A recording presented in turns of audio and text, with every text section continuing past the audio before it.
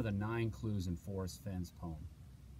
That has to be the most heavily discussed and debated topic within the search community for going on 8 years now.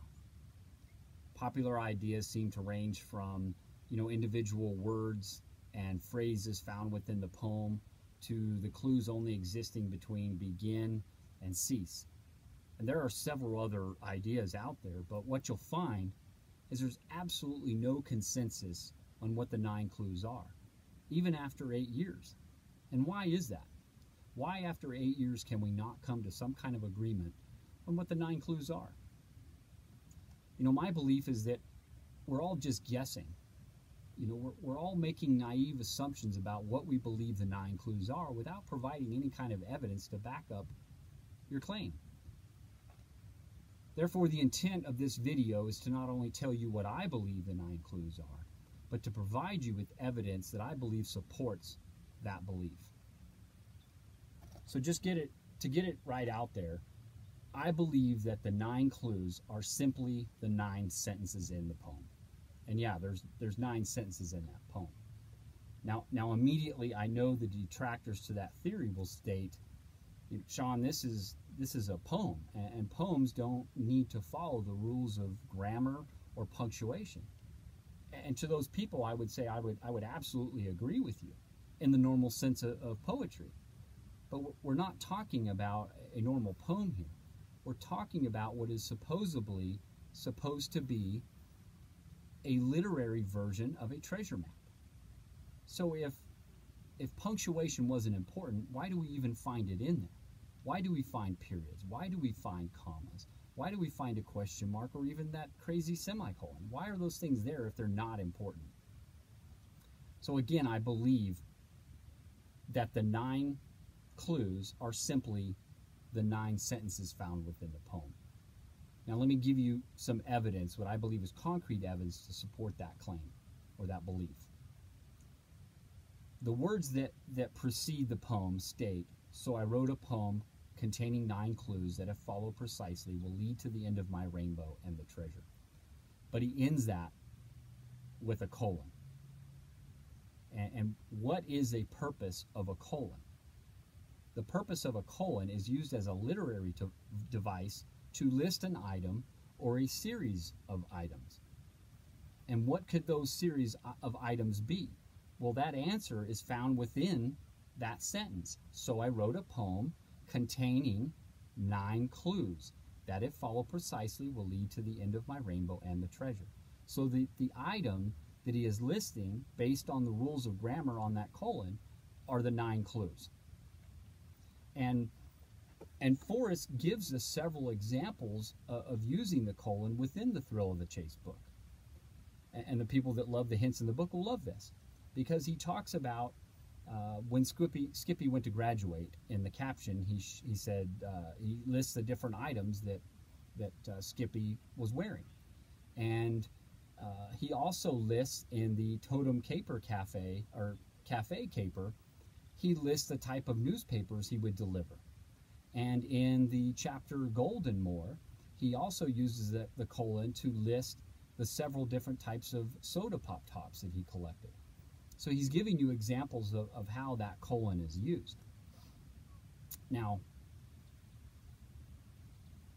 you also got to look at that Forrest knew the rules of the colon. And he gives a great example of that in the video that Dal Neitzel shot when Forrest was talking about the Eric Sloan books, or his Eric Sloan book he wrote called $17 a Square Inch, where in somewhere in that book, and I don't have this book, but he states that Eric Sloan wrote several books, and then he ends that sentence with a colon, and then he shows all the different covers of those books that Eric Sloan wrote. But Forrest Fenn admits to knowing that he can't end a sentence with a semicolon, or with a colon. So what does he do? At the end of all those covers, he puts a period in there to satisfy that grammatic rule. So Forrest Fenn knows that grammatic rule, and I believe he uses that in those words just prior to the poem to then list what are the 9 clues, which are the 9 sentences. So now I'm going to go back a little bit to my Evolution of a Poem Purist video, in which I talk about a question posed by Phil Bayman. And Phil Bayman said, Forrest, Fenn, if I told somebody to meet me where warm waters halt, somewhere in the mountains of north of Santa Fe, could someone find that location? And Forrest Fenn's response was, there are few words in the poem that are not useful in finding the treasure, Phil, but it's risky to discount any of them. You oversimplify the clues. There are many places in the Rocky Mountains where warm waters halt, and nearly all of them are north of Santa Fe. Look at the big picture. There are no shortcuts. And if you're like me, you've read that answer over and over again and tried to extrapolate something out of that. And there's a few things that really stand out to me in that response that Forrest gave. And those were the words oversimplify, big picture, and shortcut. And I had to ask myself, what does that mean? What does it mean to oversimplify? And to oversimplify means to simplify something so much that a distorted impression of it is given. Well, that's interesting. And the big picture is to see all the information based on a situation or issue. And a shortcut is to take an alternative route. So I asked myself, well, why is Forrest using that? What is he saying? So we've got to ask ourselves, if the 9 clues are in fact the 9 sentences in the poem, was the mistake that Phil Bayman was making was that he was oversimplifying the clues? He was shortcutting the system. He wasn't looking at the big picture. Because in his question he says, begin at where warm waters halt. He didn't use all of the information. He oversimplified the clue.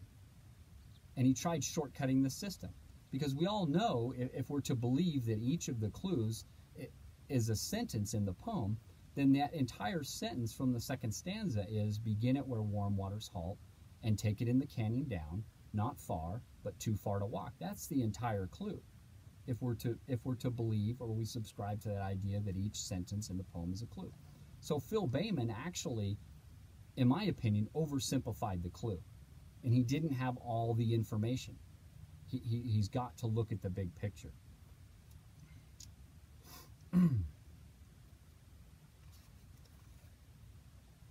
Now here's the kicker. Here's the surprise that I kind of talked about, on Thor. Folks, it matters not in our quest to find this treasure what the 9 clues are. It doesn't matter.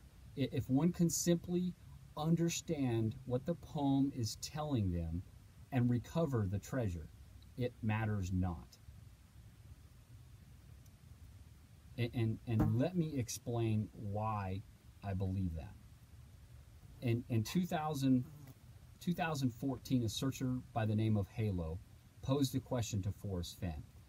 And he said, Forrest, did you intend for there to be 9 clues in the poem, or did it just end up that there were 9 clues in the poem?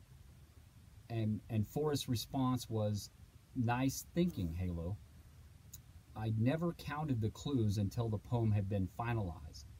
Although I changed it a few times over the months, I think the number stayed about the same. And I find that so interesting because it basically tells us that the number of clues really doesn't matter.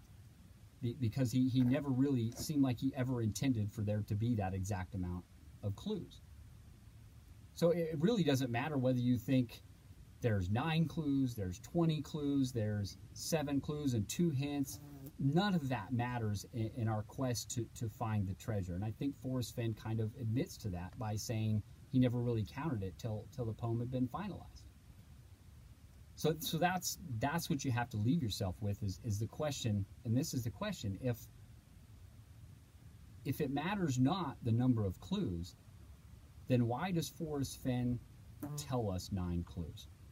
Why couldn't he simply have wrote before the poem, so I wrote a poem that if followed precisely will lead to the end of my treasure.